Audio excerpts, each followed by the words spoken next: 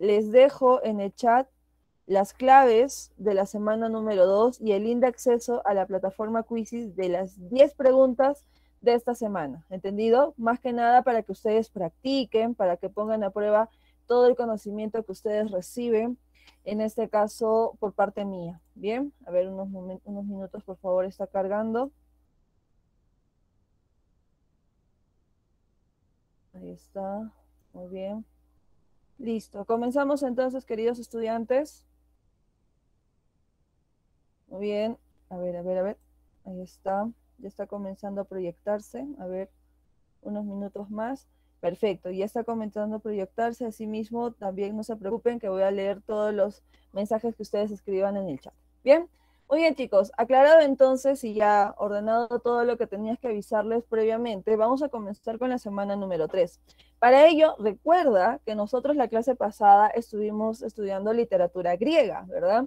Y habíamos llegado a la idea de que Grecia, ¿dónde está ubicado? En el continente europeo, ¿entendido? De lo cual vamos a ver, pues, que esta literatura griega, poco a poco, a lo largo de la historia, va a expandirse por toda Europa y luego en los diferentes continentes que llega, ¿entendido? Muy bien. Ahora, la pregunta de millones, tú sabes que Grecia, pues, fue una de las culturas más importantes que tuvo la historia de la historia universal, ¿verdad? Pero también tú debes saber que Grecia tuvo un declive, tuvo una caída, sobre todo debido a una conquista. ¿Tú te acuerdas por si acaso qué cultura conquistó a Grecia?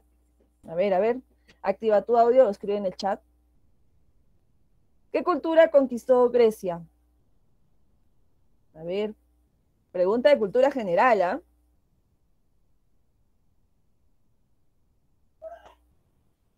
Chicos, ¿me escuchan? José, ¿me escuchas? Sí, se escucha, sí se escucha. Ah, ok, muy bien. Acá ya Paul me está contestando Roma, perfecto. ¿Alguien más? ¿Qué cultura conquistó a Grecia, chicos? Ajá, muy bien. Anderson me dice los romanos. Muy bien, Francisco también me dicen los romanos. Claro que sí. Tú debes recordar por cultura general que Grecia fue conquistada por Roma, ¿entendido? Y no solo Grecia fue conquistada. Recuerda pues que Roma va a conquistar a muchos, pero muchos territorios, muchas culturas, formando así el famoso Imperio Romano, ¿entendido? Y dentro de este Imperio Romano, tú debes saber que Roma en este caso, va a copiar y pegar, ¿ya? Va a imitar todo lo que Grecia en algún momento descubrió o Grecia lo que en algún momento desarrolló, ¿no? El aspecto político, el aspecto cultural, el aspecto de las artes, el aspecto filosófico y todo lo demás, incluyendo ¿qué? Incluyendo la literatura. Por eso tú debes saber que en Roma también hubo literatura, conocida como la literatura latina. ¿Por qué latina, Miss? Porque recuerda que la lengua oficial de Roma, ¿cuál era? El latín, ¿entendido? Esta literatura latina pues dura aproximadamente 3 siglos, ¿entendido? Donde vamos a ver a varios autores, pero de los cuales yo te pido que anotes a 2 poetas muy importantes que los vamos a necesitar a lo largo de nuestro curso. Primero que nada, al poeta Virgilio. Tú debes saber que el poeta Virgilio es el creador de la Eneida, ¿entendido? Obra épica también donde se nos explica el origen de Roma. Y luego tenemos al poeta Horacio. El poeta Horacio, en este caso, es el famoso creador de los tópicos latinos. ¿Entendido? ¿Qué tópicos latinos te preguntarás? Pues los que estás viendo ahí en pantalla, por ejemplo, el famoso Carpe Diem, ¿no? En algún momento todos nosotros hemos escuchado el Carpe Diem, ¿verdad? ¿Qué significa el Carpe Diem? Aprovecha, ¿no? ¿Qué es aprovechar? El tiempo. Otras traducciones dicen aprovecha el día, aprovecha el momento. Y aquí en Sepreuni nuestra traducción es aprovecha el ciclo, ¿entendido? Aprovecha, pon Carpe Diem en tu vida para que finalmente puedas ingresar a la universidad. Luego tenemos el Beatus Sile, que significa dichoso aquel, ¿entendido? Más que nada vamos a ver este tópico que habla pues de aquello que debe generarnos dicha, aquello que debe generarnos alegría, ¿entendido? Y el locus amenus significa lugar ameno, que muchas veces vamos a ver que los poetas cuando utilizan el locus amenus se refiere al lugar del campo, la tranquilidad, que es un lugar ameno. Bien, justamente el día de hoy vamos a ver que, por ejemplo, va a haber un escritor de la época medieval, ya que va a tomar muy en cuenta al poeta Virgilio, a tal punto de incluirlo en su obra literaria, ya que para Este autor italiano, pues Virgilio, es uno de los grandes representantes de la literatura porque más que nada dentro de sus obras siempre prioriza la razón, la reflexión, ¿entendido? Así que vamos a ver dentro de un momento de quién hablamos y sobre todo cómo incluye al poeta Virgilio dentro de su literatura. Bien, pero como tú debes saber, Roma, que fue un gran imperio que abarcó mucho territorio de Europa, así como de África, también ¿qué va a tener? Va a tener su caída, ¿verdad? Primero que nada, tú debes saber que Roma, esta gran Roma que vimos en un inicio, ahora se divide, ¿no? Formando así el Imperio Romano de Occidente, cuya capital va a seguir siendo Roma, y el Imperio Romano de Oriente, que en este caso la capital será Constantinopla. Bien, nosotros vamos a centrarnos en lo que sucedió en el Imperio Romano de Occidente. ¿Qué pasó con el Imperio Romano de Occidente? Pues tú debes saber que se van a dar las famosas invasiones bárbaras, ¿entendido? ¿Qué son las invasiones bárbaras? En este caso vamos a ver pues que aquellos bárbaros que vivían fuera de Roma, ¿entendido? Ahora poco a poco van a entrar a tasar en este imperio romano de Occidente, a tal punto de apoderarse de estas tierras de Roma, ¿entendido? Recuerda que los bárbaros son considerados los extranjeros, es decir, los que vivían fuera de Roma. Bien, sin embargo, estos bárbaros no eran pocos, eran muchos, ¿no? Como por ejemplo en el caso de los hunos, ¿entendido? Que, como te repito, al final van a generar que este imperio romano de Occidente caiga, definitivamente se acabe en el año 476 después de Cristo, ¿entendido? Y más aún, debes tomar en cuenta que estos bárbaros que finalmente llegan a invadir a este imperio romano de Occidente, ¿qué van a crear? Van a crear sus propios reinos, van a crear sus propios imperios, ¿entendido? Como por ejemplo el reino de Castilla, el reino de Portugal, el reino de Inglaterra, el reino de Francia, el Sacro Imperio Romano, que hoy en día es Alemania, y así sucesivamente. Si te das cuenta en este mapa, Roma de Occidente finalmente se divide y forma estos nuevos reinos que nosotros hoy en día lo conocemos como países. ¿Cuándo se va a dar eso? Pues se va a dar en una nueva etapa de la historia, conocida como la Edad Media, ¿entendido? Y justamente durante esa Edad Media también se va a dar literatura, conocida como la literatura medieval. Así que anota, por favor, ¿cuál va a ser la palabra clave de esta literatura medieval? Anota, va a ser el teocentrismo. Repito, palabra clave de la literatura medieval será el teocentrismo. Bien, teocentrismo. Nuevamente vamos a ir con la idea del centro. Bien, ahora, ¿quién será el centro del universo? A ver, activa tu audio, escribe en el chat. ¿Quién será el centro del universo? Ajá, muy bien, Paul, Michael, muy bien, Freddy, perfecto, muy bien, chicas y chicos que me están contestando en el chat. Dios. En este caso, el teocentrismo nos se refiere que Dios va a ser el centro del universo. Pero ojo, ¿qué Dios, Miss? El Dios católico, ¿entendido? Este Dios católico, ¿bien? Ahora, ¿qué significa que Dios sea el centro del universo dentro de la etapa medieval? Significa, pues, que Dios, este Dios católico, va a repercutir en las diversas decisiones políticas, sociales, económicas, religiosas, filosóficas de la época medieval. Todo se hace según los designios de Dios, se dice, ¿entendido? Así que el teocentrismo, queridos estudiantes, va a ser una característica fundamental de esta literatura medieval, ¿entendido? ¿Qué otras características también vamos a tomar en cuenta? Pues vamos a ver que durante esa época medieval va a haber un uso constante de las lenguas romances. ¿Qué es una lengua romance, Miss? Ajá. Las lenguas romances son justamente las derivaciones de una lengua oficial, que en este caso era el latín. Recordemos nuevamente, Roma, ¿qué lengua hablaba? Hablaba el latín. Sin embargo, cuando llegamos al proceso de las invasiones bárbaras, vamos a ver que este latín va a ser modificado, va a ser cambiado, y más aún va a ser hablado en cada uno de los territorios. Por eso es que de latín sabemos muy bien que van a generarse otras lenguas, entendido como es el español, el portugués, el francés, el italiano, el alemán, y 20 lenguas más, conocidas como las lenguas romances provenientes justamente de la antigua lengua romana, que era el latín, ¿entendido? Ahora, ¿esto qué implica, Miss? ¿Esto qué significa? Significa ahora que cada reino, que cada territorio va a tener su propia literatura de acuerdo a su propia lengua. Vamos a tener obras escritas y habladas en español, obras literarias en portugués, obras literarias en francés, otras obras literarias en italiano, ¿entendido? La literatura ahora se va a diversificar de acuerdo a cada una de las naciones porque tienen una lengua en específico, ¿bien? ¿Qué otra característica también tiene la literatura medieval? Pues un ferviente nacionalismo, ¿entendido? Tú debes recordar que durante la época medieval también hubo guerras, ¿sí o no? Claro que sí, conocidas como las guerras santas o las famosas cruzadas, ¿verdad? Ahora, ¿qué se decía? ¿Por qué había guerras, Miss? Ah, lo que pasa es que se decía, pues, que las diversas guerras santas, ¿no? Cuyo protagonista, como tú ves aquí, es el caballero medieval, pues tenía el deber de recuperar la tierra sagrada de Dios. Eso es lo que se decía, ¿entendido?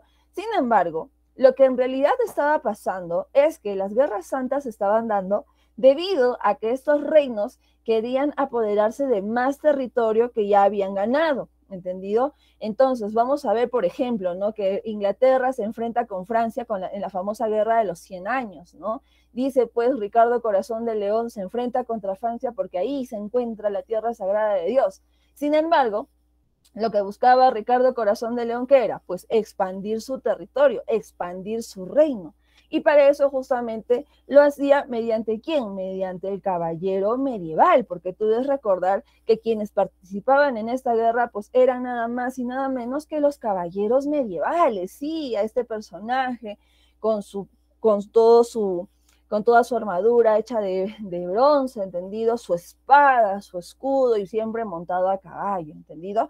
Y como en este caso, el caballero medieval es el que se va a encargar de pelear por su nación, de ayudar a expandir el territorio, de ayudar a expandir el reino, pues sabemos muy bien que el caballero medieval tiene el espíritu nacionalista, así se le llama, porque él ayuda a que su nación crezca, se convierte en una nación imperiosa, como así fue Inglaterra, Francia, Castilla, Portugal, etc. Entonces, el nacionalismo, como te repito, es una característica de la literatura medieval debido y gracias a quién, gracias al caballero medieval. Ahora, para poder continuar, queridos estudiantes, pregunta de millón. ¿Cuál es el bien más preciado de un caballero medieval? A ver, activa tu audio o escribe en el chat. ¿Qué es lo más valioso de un caballero medieval? Ajá, muy bien, Freddy, claro que sí, nada más y nada menos que el honor, pues chicos, recuerda que para un caballero medieval las tierras, las riquezas, ¿no? No sirven. Para él lo que más vale es el honor, ¿entendido? Es lo único que al caballero medieval lo identifica y lo diferencia de los demás, el honor. Por lo tanto, vamos a ver a este caballero medieval que siempre va a luchar y sobre todo defender su honor. ¿Entendido? Muy bien, entonces, aclarado estas tres características fundamentales de la literatura medieval, veamos pues qué obras literarias se han desarrollado en esta época, ¿entendido? Primero que nada vamos a tener a los cantares de gesta. Recuerda que los cantares de gesta tienen como palabra clave el caballero medieval. Ajá, ¿qué quiere decir esto? Que justamente estas obras se van a encargar de contar las grandes hazañas y hechos gloriosos de los caballeros medievales. Como por ejemplo, en España, vamos a ver en el poema de Mío Cid las grandes historias de ¿quién? De Rodrigo Díaz de Vivar, conocido también como el Cid Campeador. Francia también tiene su cantar de gesta considerado como el cantar de Roldán. Y Alemania también tiene su cantar de gesta, que es el cantar de los Nibelungos. Estos cantares, como te repito, tienen como protagonista al caballero medieval y sobre todo se nos cuenta, se nos narra las grandes aventuras, las grandes hazañas y hechos gloriosos que tienen estos caballeros medievales, ¿entendido? Muy bien, pregunta chicos, pregunta. ¿Quiénes son los primeros hombres o las primeras personas que se van a encargar de transmitir los cantares de gesta? ¿Quiénes van a ser los encargados? ¿Entendido? Muy bien, Freddy, claro que sí. Nada más y nada menos que los juglares. Pues aquí justamente tú lo ves en esta imagen, ¿verdad? Este hombre con mandolina en mano, que es la guitarrita que tiene acá, pues va a ir de pueblo en pueblo a contarnos esas aventuras, esas grandes hazañas y hechos gloriosos de los caballeros medievales. Una característica fundamental que debes siempre tomar en cuenta es que los juglares son anónimos, queridos estudiantes, ¿entendido? Es decir, que no hay autor específico de cada uno de los cantares. ¿Por qué, Miss? ¿Por qué? Porque recuerda que los cantares de gesta comenzaron siendo oral, ¿entendido? Por tanto, no se puede atribuir a una sola persona la autoría completa de tal obra si se ha ido transmitiendo de pueblo en pueblo, de generación en generación. Así que anota, ¿eh? Juglares siempre serán anónimos, ¿entendido? Muy bien. Así también, aparte del cantar de gesta, vamos a ver que otra especie literaria que se desarrolla en la época medieval va a ser el poema épico. Ahora te toca a ti. Por favor, activa tu audio o escribe en el chat. ¿Cuál es la palabra clave del poema épico? A ver, a ver. Ojo, mira, yo siempre estoy haciendo recordar la semana 1 de clases, ¿ah? Vamos. ¿Cuál es la palabra clave del poema épico? A ver, te escucho, te leo. Ajá, muy bien, Paul, claro que sí, muy bien, Anderson, nada más y nada menos que las referencias cristianas, claro que sí, estamos ahora ante una especie donde vamos a ver constantes símbolos cristianos, ¿entendido? Ojo, mira, date cuenta que también por ahí está el teocentrismo, ¿entendido? Y justamente una obra representativa del poema épico es nada más y nada menos que la Divina Comedia, ¿de quién? Del autor italiano Dante Alighieri, ¿entendido? Entonces, en este momento nos toca justamente trabajar esta obra con su respectivo autor. Primero que nada, comencemos pues con Dante Alighieri. ¿Quién es Dante Alighieri? Primero que nada, él es un escritor, un poeta italiano que vivió justamente en esa época medieval, ¿entendido? Otro punto muy importante que debes saber es que Dante Alighieri ya tenía su destino marcado, en el sentido de que él desde muy pequeño ya estaba siendo adoctrinado, ya estaba siendo preparado para convertirse en un padre, es decir, en un seguidor de la Iglesia Católica. Por eso es que Dante Alighieri, pues, sabía muy bien toda la historia de la religión católica, sabía muy bien y estudiaba muy bien todo lo que tenía que ver con los pecados, los santos, los designios de Dios, del diablo y todo lo demás, ¿entendido? Como te repito, Dante siempre estaba listo y preparado para ya convertirse en un gran sacerdote. Sin embargo, no obstante, tú debes saber pues que esta decisión de vida al final tuvo que ser cambiada. ¿Por quién? Por ella. ¿De quién estamos hablando? Estamos hablando de nada más y nada menos que de su musa llamada Beatriz. Pero ojo, chicos, mucho cuidado acá. Beatriz, esta mujer, no fue absolutamente nada de Dante Alighieri, ¿eh? Ni siquiera un beso volado hubo entre ellos dos.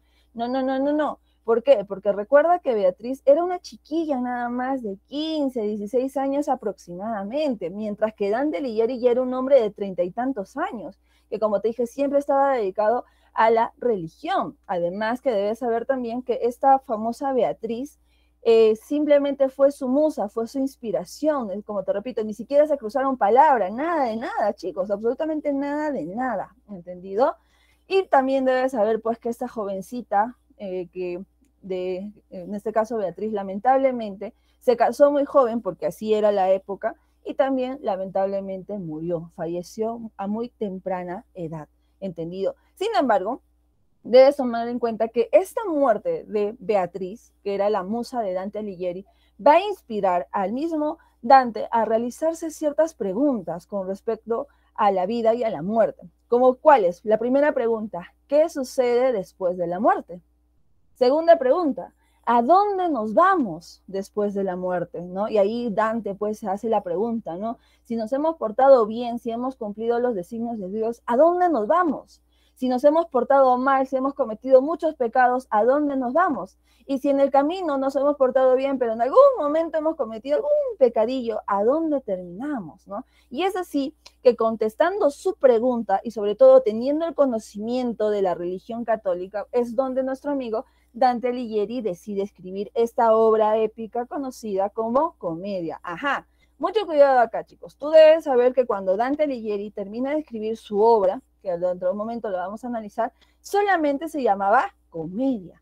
Sin embargo, cuando Dante finalmente escribe, ¿se la lleva a quién? Se la lleva a su amigo Giovanni Boccaccio. Y tú debes conocer a Giovanni Boccaccio como el autor del famoso Decameron, esta colección de 10 cuentos eróticos que Giovanni Boccaccio escribió pues en esa época, inspirada pues en estos cuentos medievales, ¿no? Estos cuentos que se vivían allá durante esa época. Y Giovanni Boccaccio, que es otro escritor italiano, pues dice, wow, qué maravilla de obra, qué divina esta comedia. Y es así como Giovanni Boccaccio va a ayudar a que se inserte el título de Divina Comedia, que al final nosotros conocemos hasta el día de hoy. Bien, vamos ahora sí con la obra. Primero que nada, repito, la Divina Comedia es un poema épico, es decir, vamos a ver aquí constantes referencias cristianas, vamos a ver constantes símbolos cristianos dentro de la obra. Segundo punto muy importante, debes saber que esta obra está narrada en primera persona. ¿Qué quiere decir esto? Que vamos a tener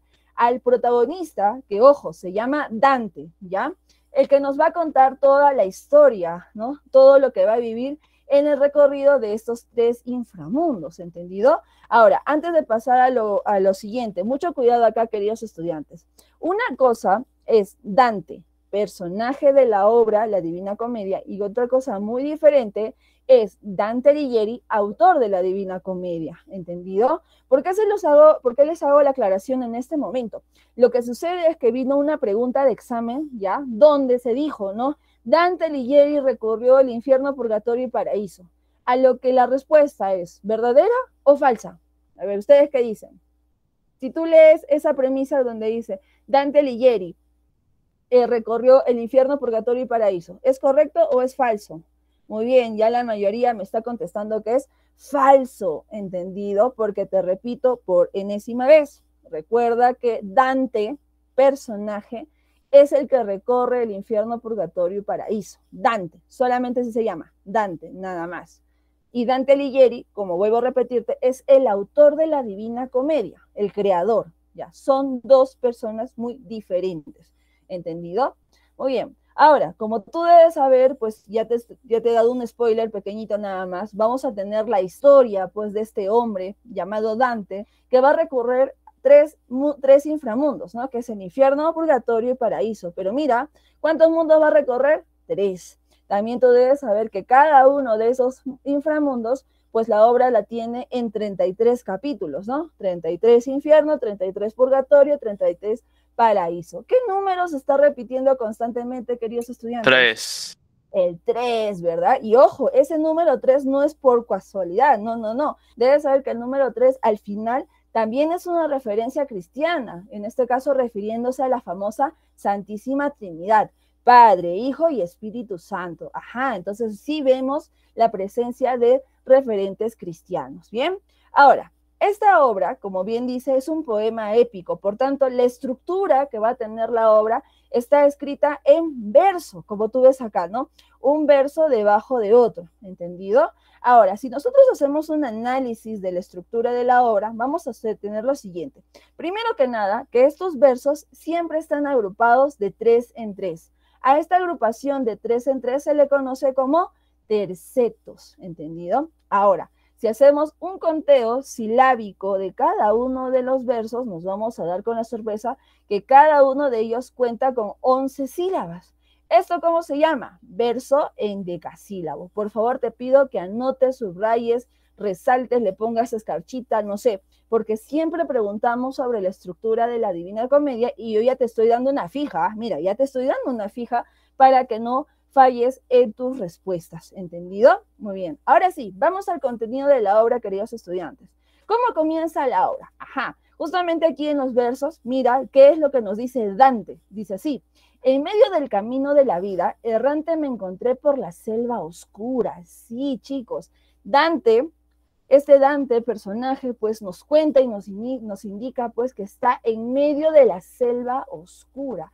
¿Qué significa estar en medio de la selva oscura? Debes anotar pues que la selva oscura en realidad se refiere a la vida en pecado, porque tú debes saber que la religión católica que dice pues que el hombre nace con el pecado original, es decir, el hombre nace siendo pecador, entonces eso representa la selva oscura. Pero ¿qué sucede luego? Pues vamos a ver aquí que de repente, dentro de esta selva oscura, Dante ahora está frente a 3 grandes animales, que es la loba, el león y la pantera, ¿no? Y cada uno de estos animales pues representa ciertos pecados, ¿no? La loba representa la avaricia, el león representa la soberbia y la pantera representa la lujuria, ¿no? Estos tres animales se encuentran ahí justamente para atacar y matar a Dante, pero oh sorpresa, ¿quién aparece? ¿El Chapulín Colorado? No. ¿Quién va a aparecer aquí? Pues nada más y nada menos que el poeta Virgilio, chicos. Sí, el poeta Virgilio, el poeta latino que te mencioné hace un momento,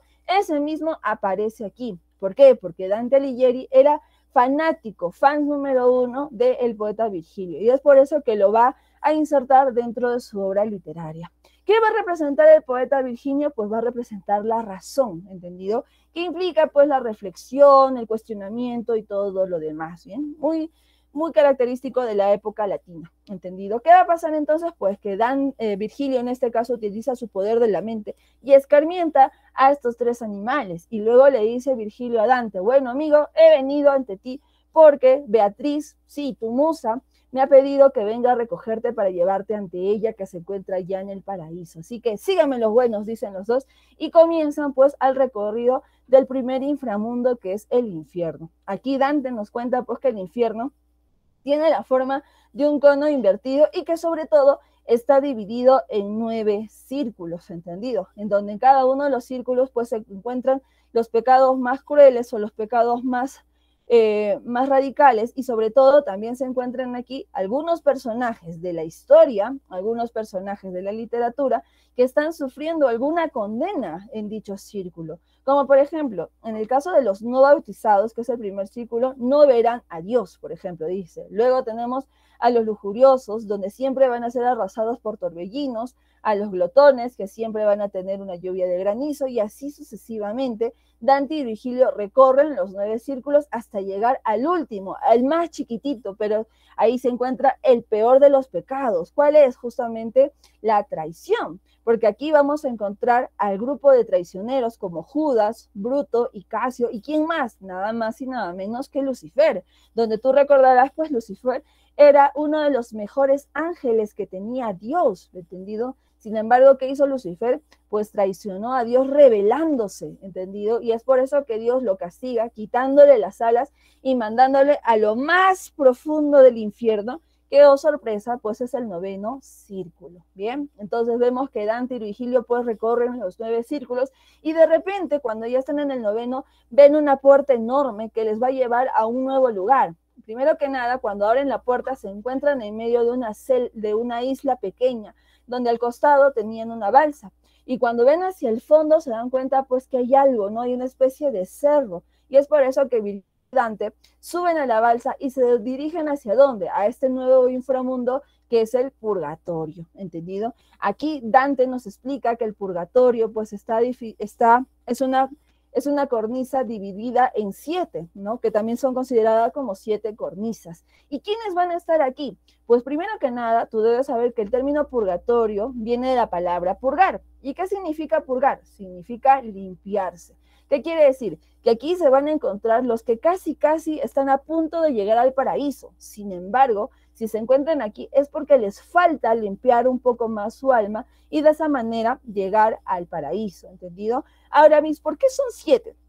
Lo que pasa es que el purgatorio está dividido en 7, haciendo referencia a los 7 pecados capitales, ¿entendido? La lujuria, la gula, la avaricia, la pereza, la ira, la envidia y la soberbia. Cada uno pues están ahí, y como te repito, las personas que se encuentren en cada una de las cornisas tienen que purgar su alma, tienen que limpiar para que finalmente puedan llegar ante Dios. ¿En dónde? Justamente al paraíso. Por eso es que Dante y Virgilio, cuando recorren los 7 círculos, las 7 cornisas, bueno, van a encontrar finalmente la puerta del paraíso. Es en ese momento que tú debes saber que Virgilio le dice a Dante, bueno amigo, hasta aquí llegó el viaje conmigo. Y Dante le dice, pero ¿por qué? ¿No vas a entrar conmigo al paraíso acaso?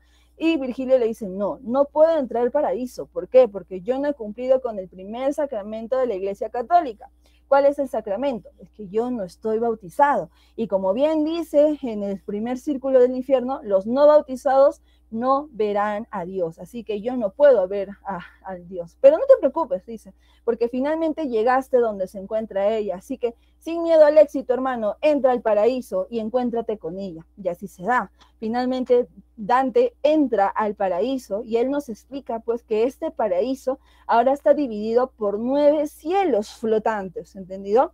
Y cada uno de los flotantes pues se encuentran también ciertos personajes, ¿entendido? Donde, por ejemplo, nos dice pues que Beatriz se encuentra en el 7º cielo, donde están ahí los espíritus contemplativos, y llega en ese momento donde Dante y Beatriz se miran, ¿no? Se reconocen, se ponen alegres, pero ahí nada más y nada menos Beatriz desaparece.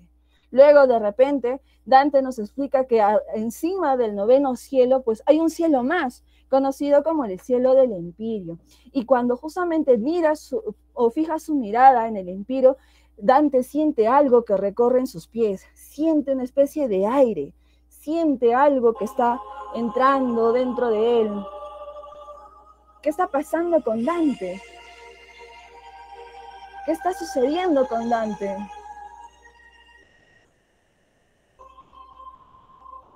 Pues Dante acaba de sentir la presencia de Dios, ¿entendido? Y es que en el Empirio justamente se encuentra Dios con sus mejores ángeles, incluso ¿con quién? Con la Virgen María y San Pedro. Es en ese momento que cuando siente la presencia de Dios, finalmente Dante encuentra la paz, encuentra la tranquilidad y encuentra la resignación. Y así, chicos, termina la Divina Comedia. Ojo, ojo, mira lo que te estoy diciendo.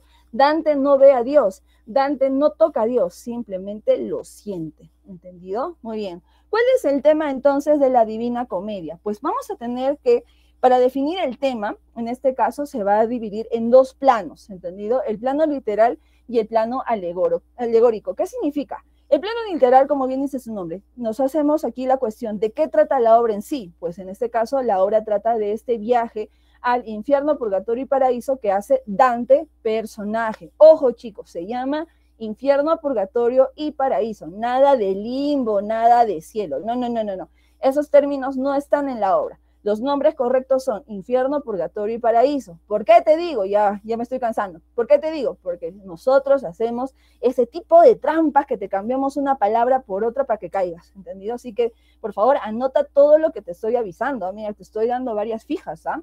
Y en el plano alegórico, ojo, alegórico significa reflexión. ¿De qué trata la obra? ¿Cuál es la intención de Dante? Pues Dante Alighieri lo que quiere es mostrarnos los excesos del hombre y sobre todo la forma cómo salvarnos de esos excesos, ya que tú debes saber que todo en exceso es dañino, ¿entendido? Y por tanto, si tú excedes en algo, definitivamente ya estás marcando tu lugar, ya sea en el infierno o ya sea en el purgatorio.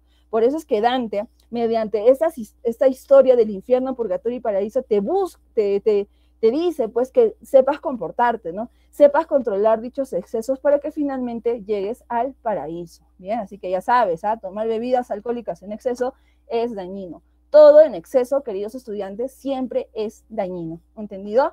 Ahora, también debes saber que esta obra, la primera vez que fue escrita, fue nada más y nada menos que una lengua llamada toscano, ¿entendido? Que ya es una lengua extinta. ¿Por qué Dante Alighieri decidió escribir en esta lengua? Lo que pasa es que Dante Alighieri, justamente sabiendo que esta lengua estaba a punto de extinguirse, él decide escribirlo así para que haya alguna muestra, haya alguna evidencia de que esa lengua sí existió. Y por último, por favor, recuerda y anota, la Divina Comedia está estructurada en tercetos, que son agrupaciones de cada 3 versos, y el verso en decasílabo, es decir, que cada verso cuenta con 11 sílabas. Bien, muy bien. Entonces, ¿qué pasa? ¿Qué pasa ahora? Pues tú debes saber que también la época medieval tuvo su final, ¿entendido? Y este final se debe a 2 hechos históricos sumamente importantes. Primero que nada, que en 1453 se da la caída del Imperio Romano de Oriente. Con eso genera que Roma finalmente ya desapareció. Roma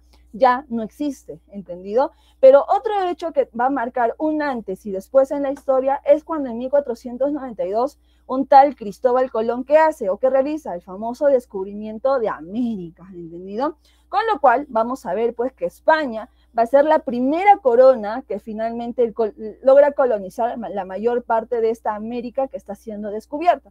Con lo cual tú debes saber pues que España crece económicamente hablando, porque de sus colonias que extrae, pues varios minerales preciosos, varias piedras preciosas, y sobre todo extrae también mano de obra barata, con lo cual, pues España entra en un esplendor, entra en una hegemonía económica.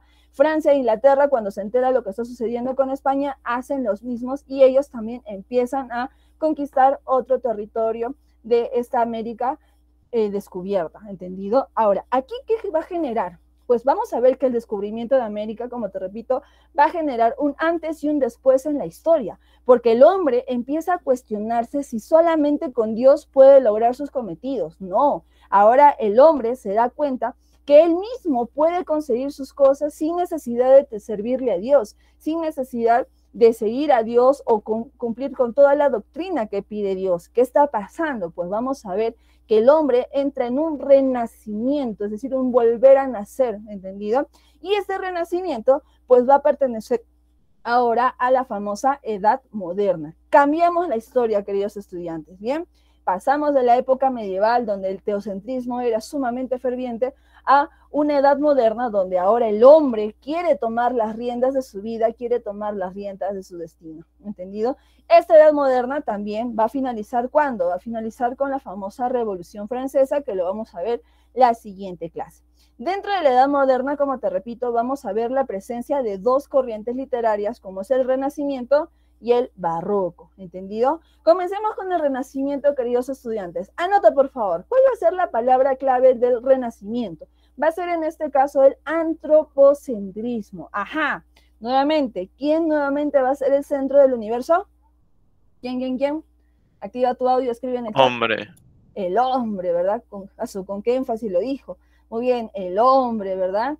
Claro que sí, bien. Y vamos a ver que este antropocentrismo va a jugar mucho con la creación de corrientes filosóficas como el humanismo, donde se va a abocar a estudiar el hombre y todo lo que comprende en él, al racionalismo, donde se va a buscar que la razón impere sobre la sociedad. Y también vamos a ver la presencia del clasicismo, chicos. ¿Qué significa clasicismo? Significa traer aquellas culturas clásicas donde tenían también la idea del antropocentrismo. ¿Tú te acuerdas cuál era la cultura o la literatura que nosotros estudiamos donde el antropocentrismo era la palabra clave? A ver, acuérdate. ¿Qué literatura de las que hemos estudiado hasta ahora tiene como palabra clave el antropocentrismo? La griega. Muy bien, claro que sí, la griega y también la romana. ¿Qué quiere decir entonces el clasicismo?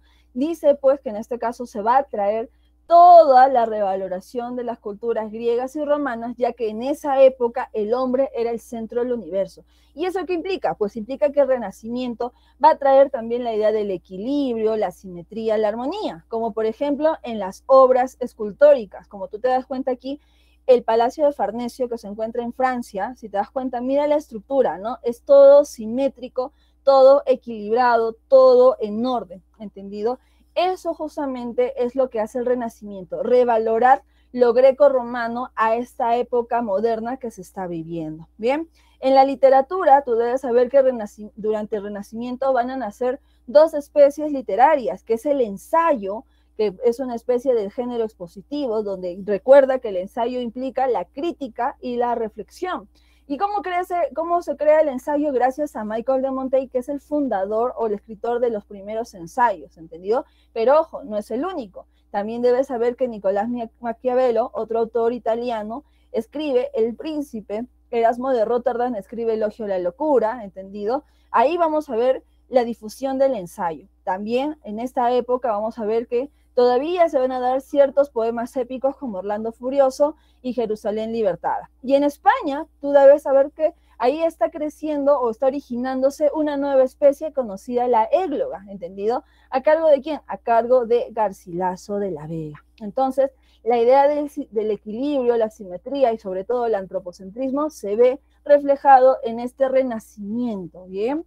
Sin embargo, poco tiempo después, ¿qué se va a crear? Otra corriente literaria que va a ser la oposición del Renacimiento. ¿Cuál es esa? El barroco, queridos estudiantes. ¿Por qué el barroco, Miss? Lo que pasa es que el barroco le dice al Renacimiento, oye, Pero ¿por qué debemos seguir imitando lo que ya los griegos y romanos hicieron? No, hay que proponer cosas nuevas, hay que innovar en la literatura, cambiemos, ya dejemos de imitar, seamos originales, propongamos cosas nuevas para la literatura, innovemos la literatura. ¿De qué nos sirve el equilibrio, la simetría y todo lo demás si nosotros podemos crear una nueva literatura rompiendo ese equilibrio, generando una especie de caos literario que innove, que cree muchas más historias fantasiosas dentro de la literatura? Entonces, por eso es que el barroco tiene o se crea haciendo esa premisa de ir en contra del Renacimiento, ¿entendido? ¿Cuál va a ser la palabra clave del barroco, queridos estudiantes? Anota, por favor. Va a ser el pesimismo, ¿entendido? ¿Qué significa el pesimismo? Significa, anota por favor, una actitud negativa ante la vida. ¿Por qué? ¿Qué sucedió?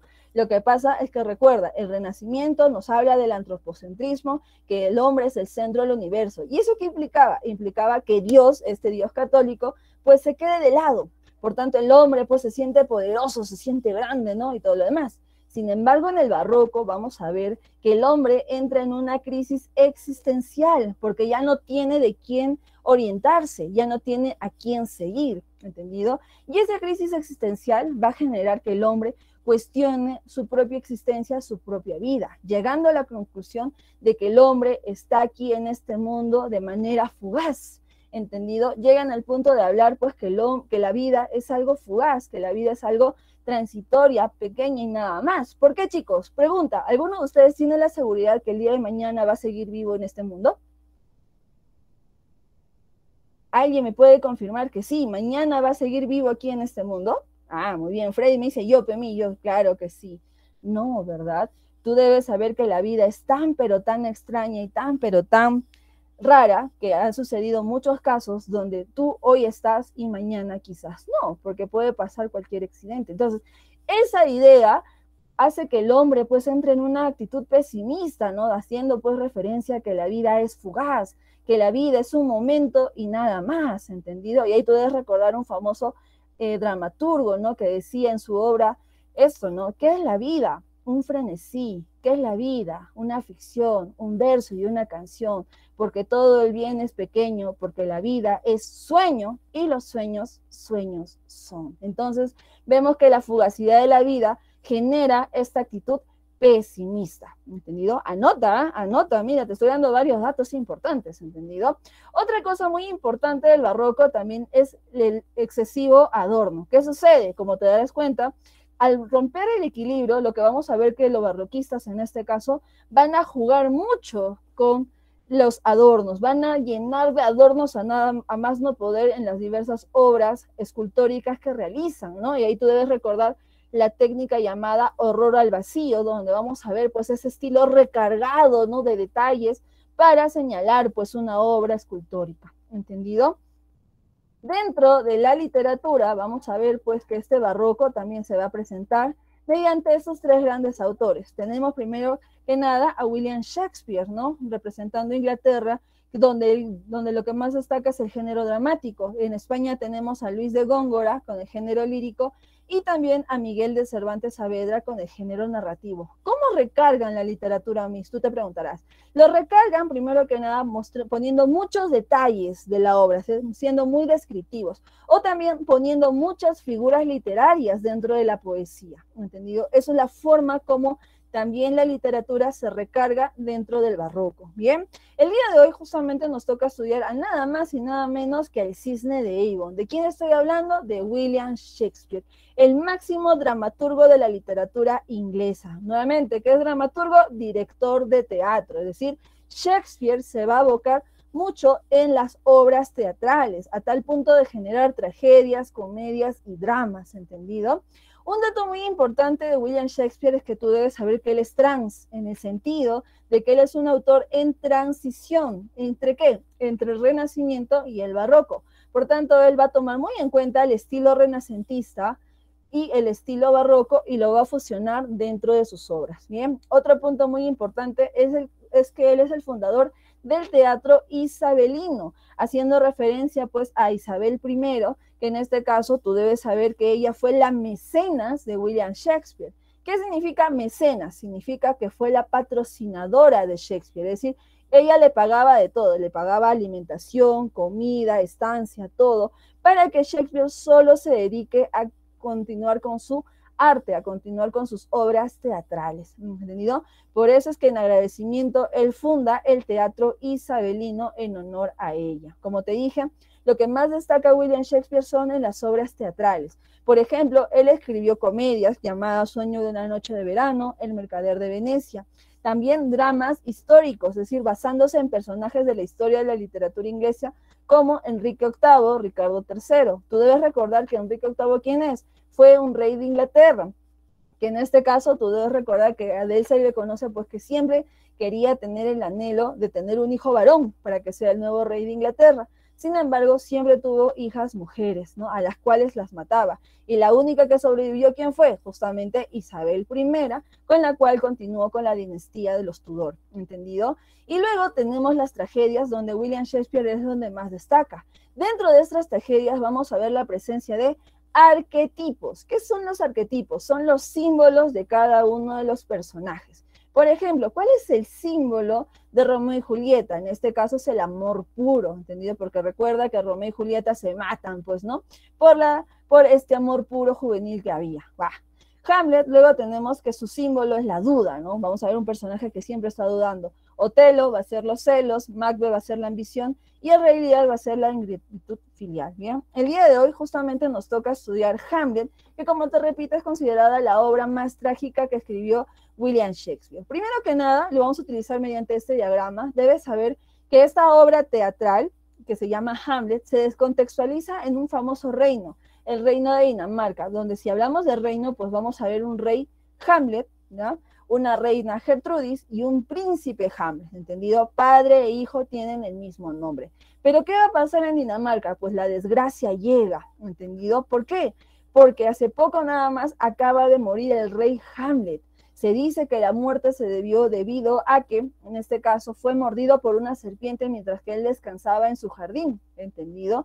¿Y qué va a pasar luego? Pues rápidamente su esposa Gertrudis, sin llorar mucho tiempo a su marido muerto, rápidamente nada más bota el luto. ¿Y qué pasa con ella? Se casa inmediatamente ¿con quién? Con Claudio. Con ¿Y quién es Claudio, Claudio? Exactamente, ¿quién es el, Claudio? el Dime, hermano dime. del hermano del rey Hamlet. Su tío. Exacto, exacto. Es el tío del príncipe Hamlet, chicos, así nada más. Por eso es que el príncipe, cuando se entera que su madre se ha casado con su tío, él entró en una consternación total y entró en un cuestionamiento de cómo su madre rápidamente se ha casado con el tío. ¿Qué pasó por ahí?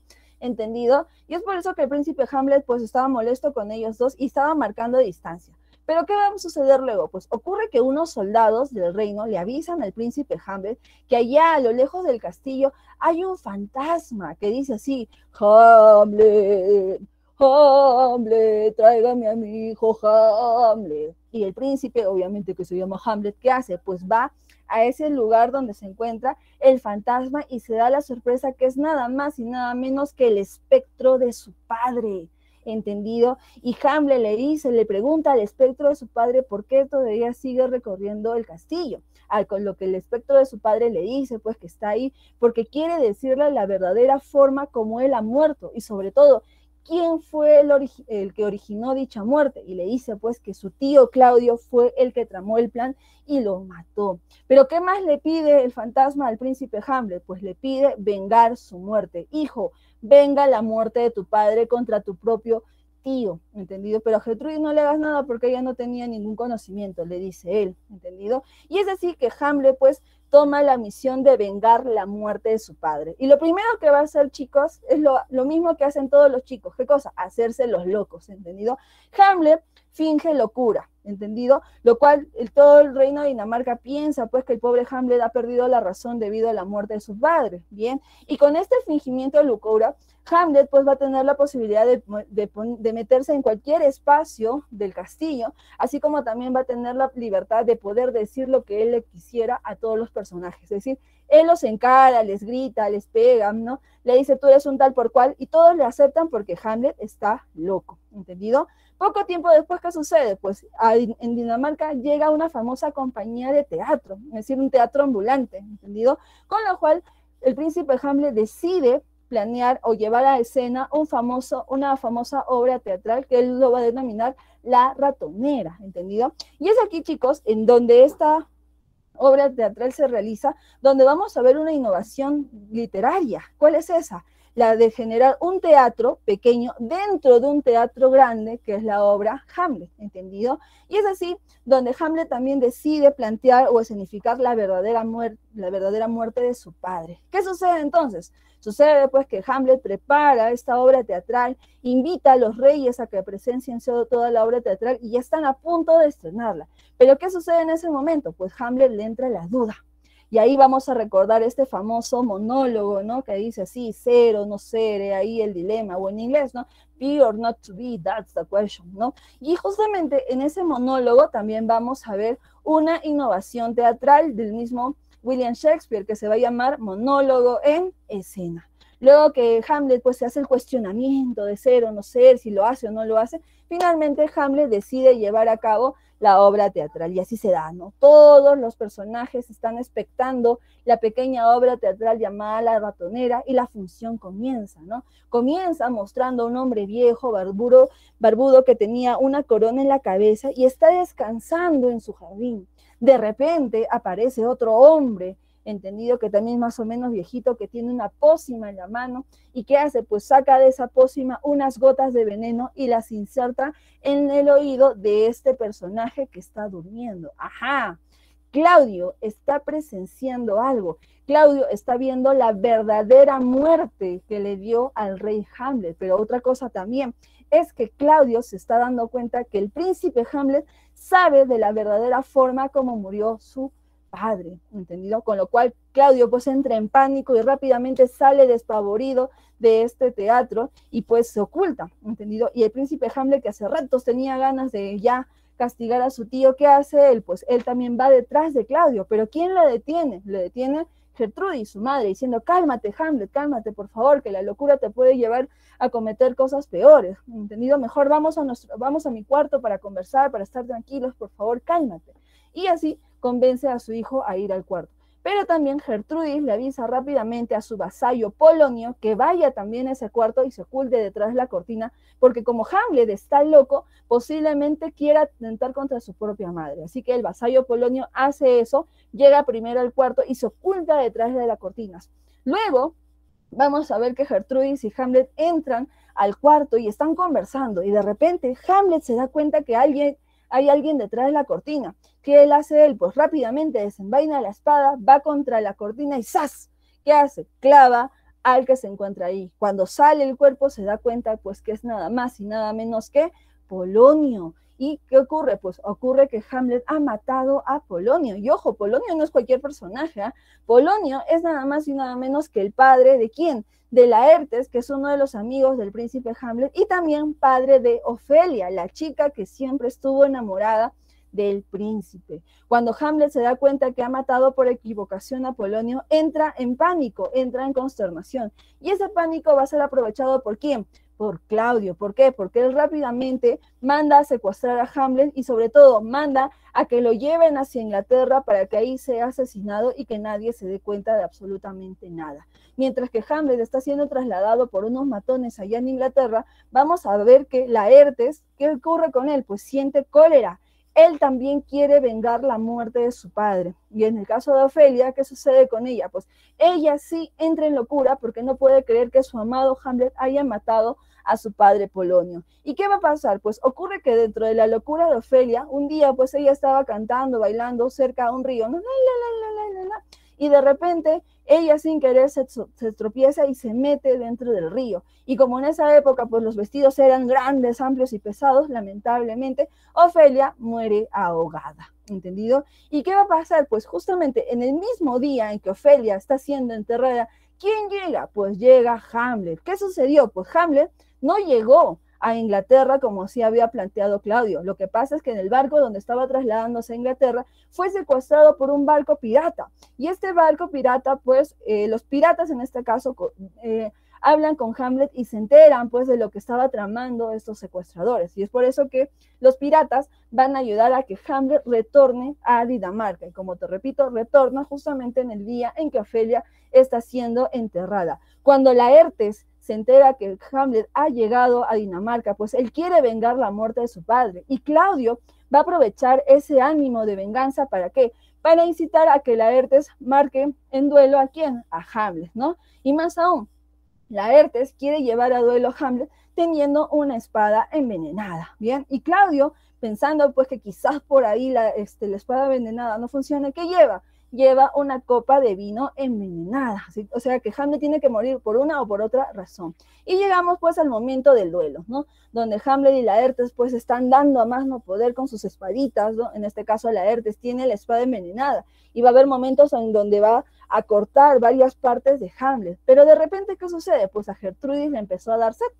Y como Gertrudis veía una copa de vino, pues ¿qué hace ella? Se la toma, generando así su propia muerte.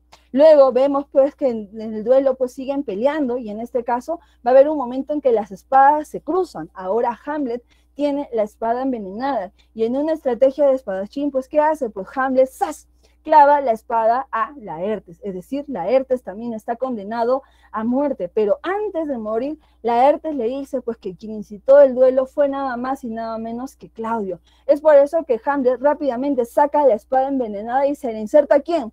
A Claudio. Y no solo eso, también le hace beber lo que quedaba de la copa de vino envenenada. Bien, ¿qué sucede luego con nuestro querido Hamlet? Si bien es cierto, ganó, lamentablemente Hamlet también muere debido a los varios cortes que ha recibido en el cuerpo con la espada envenenada.